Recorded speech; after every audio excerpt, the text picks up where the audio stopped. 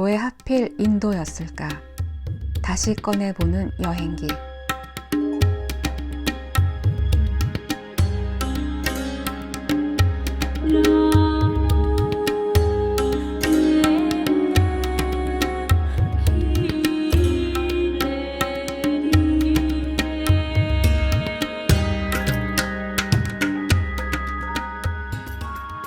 이번에는 타야 할 기차를 실수 없이 잘 타서 슬리핑 칸에 올랐다. 자리를 찾아 배낭도 묶고 앉았는데 뭔가 이상하다. 나를 포함 6명이 앉아가야 하는데 8명이 보인다. 긴장해 보이는 사람은 하나 없고 모두 제자리 같다. 밤이 되고 룸메를 먼저 어퍼칸으로 올려보냈다. 그럼 내가 지금부터 자둘게. 이따 교대해야 할지도 모르니. 이제 남은 침대는 5, 앉아있는 사람은 7이다. 자리 뺏기 게임도 아니고 좌석이 다른 2명은 대체 누굴까? 다시 위에서 소리가 들린다. 아직 못 자고 있네. 바꿔줄까? 괜찮아. 곧 어떻게 되겠지. 이따 표 검사하러 오면 말해볼게. 잠시 후 판명이 났다.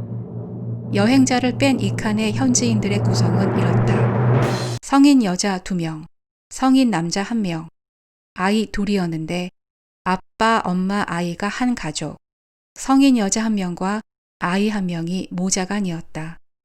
인도인 가족은 처음부터 누가 이 칸의 사람이 아닌지 알고 있었던 셈이다.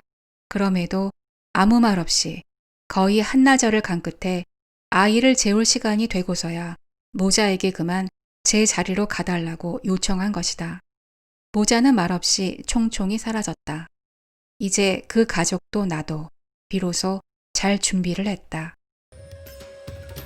여행의 마지막 땅이라는 인도. 그곳은 부르는 자만 온다고 하던가.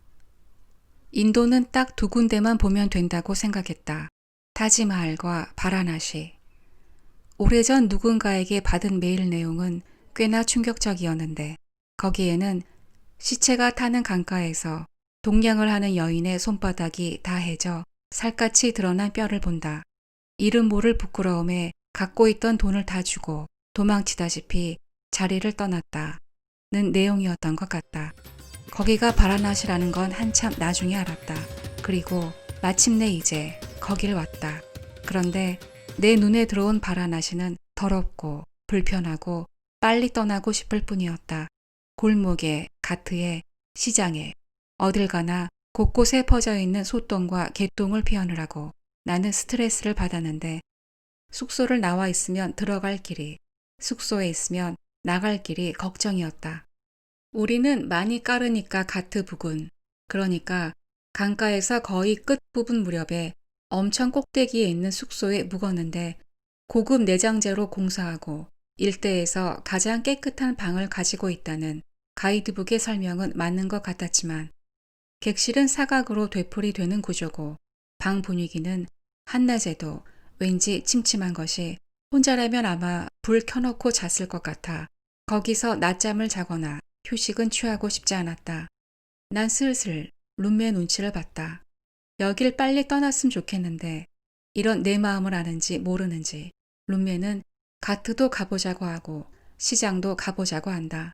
결국 도착한 날 저녁 네팔로 가기 위한 관문인 소나울리로 가는 버스를 예약하고 한국 식당에서 저녁을 먹었다. 식당은 우리가 머물고 있는 숙소만큼 높고 가파른 곳에 자리 잡고 있었는데 입구에서도 3층까지 올라오고 나서야 손님들 앉는 곳이 나왔다. 식당은 인사동 주점 같은 분위기로 메뉴도 한국에서 먹는 가정식 백반 같았다. 사실 룸메는 바라나시에 더 머물고 싶어 했다. 시종 더럽다고 툴툴대는 나와는 달리 그녀는 산자와 죽은 자가 공존하고 성지와 여행지의 풍경이 고스란히 대비되는 이곳에 매료되어 있음을 알 수 있었다. 그래도 결국 떠나는 것에 동의하며 아우랑가바드 얘기를 잠깐 비췄다. 거긴 내가 미리 끊어둔 하이데바라드행 기차표를 포기하고 그녀의 일정에 합류해준 곳이다. 그러나 이 일은 생각도 못하고 있었다. 바라나시에선 별로 돌아다니지 않다가 다음 날 점심 무렵이 되어서야 룸메와 밥도 먹으러 나오고 가트도 돌아다니면서 시장 구경도 했다. 저녁 무렵엔 가트 주변을 걷다가 장작으로 덮인 시체가 힘들게 타고 있는 걸 봤다. 대다수가 힌두교를 믿는 인도인들은 죽으면 이곳으로 오는 것이 꿈이라고 한다. 여기서 겐지즈 강에 한번 담기고 화장을 하면 같은 신분의 삶을 반복해 태어나지 않는다고 믿는단다. 꿈이 이루어지는 순간이니 망자의 가족은 아무도 울지 않았다. 룸메와 보트 투어를 하고 배가 다시 부두에 닿았을 때는 그 유명한 뿌자 의식이 시작되고 있었다.